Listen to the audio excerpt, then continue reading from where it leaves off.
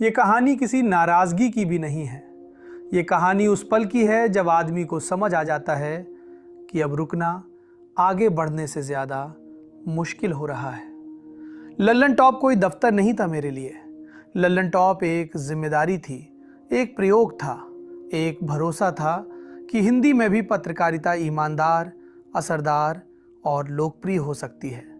जब हमने शुरू किया था तो हमारे पास न बड़ा बजट था, न बड़ा सेटअप, न कोई फार्मूला।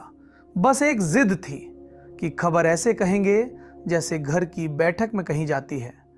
धीरे धीरे लल्लन टॉप एक प्लेटफॉर्म नहीं रहा, वो एक आदत बन गया, दर्शकों की आदत और हमारी भी। लेकिन जिंदगी यही सिखाती है, हर रिश्ता हमेशा चलने के लिए नहीं होता। कुछ रिश्ते आपको तैयार करने के लिए होते हैं। समझने वाले समझ गए होंगे, ये फैसला किसी एक दिन में नहीं हुआ। ये फैसला कई चुप दिनों में पका, कई रातों में जब काम ठीक चल रहा था पर मन नहीं चल रहा था। कई लोग पूछेंगे सब ठीक था फिर छोड़ क्यों दिया? तो जवाब सीधा है, कभी कभी सब ठीक होना ही सबसे बड़ा सवाल बन जाता है। मैं ये नहीं कह रहा कि लल्लन टॉप गलत था, मैं ये भी नहीं कह रहा कि मैं सही था। मैं सिर्फ इतना कह रहा हूं कि अब मेरी यात्रा मुझे कहीं और ले जाना चाहती थी। लल्लन टॉप ने मुझे बहुत कुछ दिया, नाम दिया, पहचान दी और सबसे ज़रूरी आपका भरोसा दिया।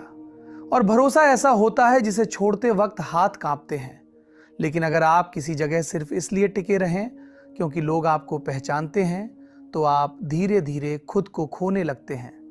मैं खुद को नहीं खोना चाहता था।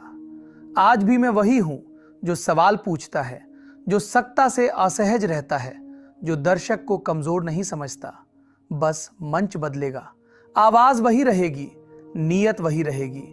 और अंत में बस इतना कहूंगा, लल्लन टॉप से निकलना पीछे जाना नहीं है, ये आगे बढ़ने का वही साहस है जो पत्रकारिता आपसे मांगती है।